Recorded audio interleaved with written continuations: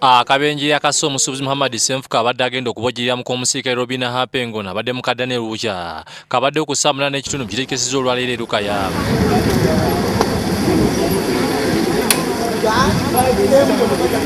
Motoka ya Senfuka namba UAR 362 H Primo ne Fuso namba UAJ 693U zatumeneganye lwenyi ku bwenyi n'oluvannyuma ne zikwatirawo omuliro okwalemeredde abadduukirize okuzikiza.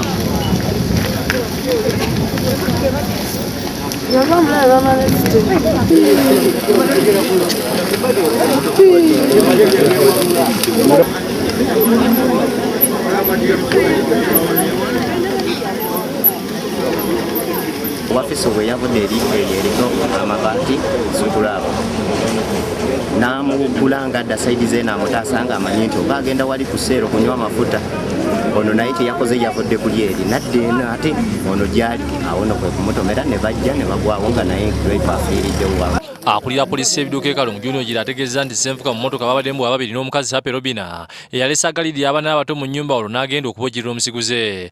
The driver was unsteady on the road and it's believed he was not in his formal sense of humanity. Judengira nembuuza omukazi taliimu baana ne banga yagenze essaawa nga nnya. Ekinkubye enkyukwe bwe ntuuse ku Jovena nsanze emmotoka ng'emmotoka egudde nga naye eyase nga nabo bagiiriddemu nga bafuuse ebisiiriiza. Kigambibwa nti mukyala Senfuka omukulu Adija Nalubega yamwanjula mu mwaka ogwedde baasowaganyemu era Nalubega n'agendako e Kampala amale okumuza ku birowoozo by'okujoogebwa. Kino okugyawo kigambibwa nti Senfuka ne Nalubega okukulana kwavudde ku Robinah Happy yali mukwano gw'omukazi ate okumulivuula mu ngeri y'okukyukuuzanga ensonga zaatuuseeko ne mu baakakiiko. Abaakakiiko ka Juma Sere Lukaya okuli Fred Kiwanuka n'akiikirira Lukaya ku disitulikiti Kalungu Gerald Kigundu bategeeza nti zaadde wiiki bbiri zokka emabega nga batudde mu nsonga za Nalubega ne mukwano gwe Happy bakayanira ne ssente emitwalo 8. Omukyala nanyini omukyala w'omugenzi ono afudde Mwami Madi yawaabirako omukyala ono era omugenzi nti akwana omwami we. Omukyala w'omugenzi n'aŋŋamba nti omukyala oyo alemedde ku mwami wange. Waba nti omukyala oli nanyini Madi owawaka yali amubanja emitwalo 8 netuuka ku nsonga ntuzituukako mu ofiisi zimaze wiiki nga 2 emabegako.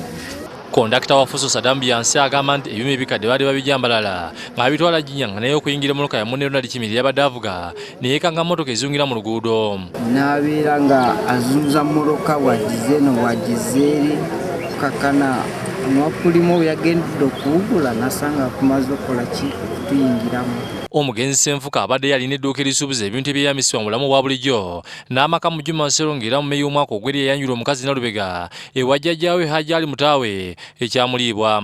Alisiya abakazi abamanyiddwa babiri ng'omulala ye Ruth Nalusiba ng'alinamu abaana babiri abato.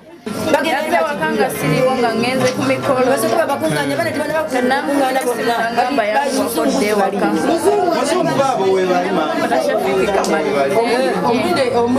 Senawuli abaagala ayina yakusakidde eggulu eno ku Lwabukedde TV.